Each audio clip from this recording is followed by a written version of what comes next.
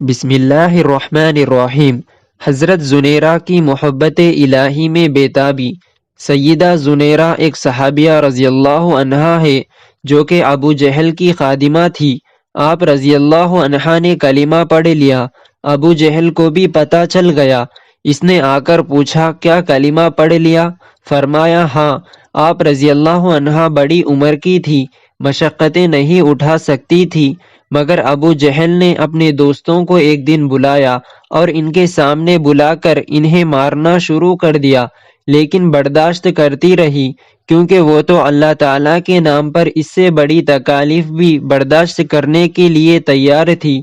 جب اس نے دیکھا کہ اتنا مارنے کے باوجود اس کی زبان سے کچھ نہیں نکلا، تو اس نے آپ رضی اللہ عنہا کے سر میں کوئی چیز ماری، جس سے آپ رضی اللہ عنہا کی بینائی زائل ہو گئی اور آپ رضی اللہ عنہا نابینا ہو گئی۔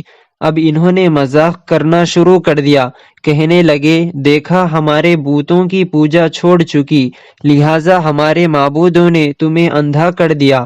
مار برداشت کر چکی تھی، مشقتیں اٹھا چکی تھی، یہ سب سزائیں برداشت کرنا آسان تھی، مگر جب انہوں نے یہ بات کہی تو آپ رضی اللہ عنہا برداشت نہ کر سکی، چنانچہ فوراً تڑپ اٹھی۔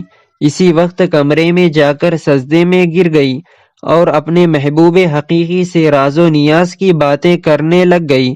عرض کیا، اے اللہ، انہوں نے مجھے سزائیں دی تو میں نے برداشت کیا، وہ میری ہڈیاں بھی توڑ دیتے، وہ میرے جسم کو بھی چھنی کر دیتے تو میں یہ سب کچھ برداشت کر لیتی، مگر تیری شان میں گستاخی کی کوئی بات برداشت نہیں کر سکتی۔ وہ تو یوں کہتے ہیں کہ ہمارے معبودوں نے تمہاری بینائی چھین لی۔ اے اللہ، جب میں کچھ نہیں تھی تو تو نے مجھے بنا دیا، بینائی بھی عطا کر دی، اب تو نے ہی بینائی واپس لی ہے۔ اے اللہ، تو مجھے دوبارہ بینائی عطا فرما دے تاکہ ان پر تیری عظمت کھل جائے۔ ابھی دعا والے ہاتھ چہرے پر نہیں پھیرے تھے کہ اللہ رب العزت نے آپ کی بینائی لوٹا دی۔ سبحان اللہ۔ اس وقت مرد تو مرد، عورتوں میں بھی یوں محبت الہی کا جذبہ بھرا ہوا تھا۔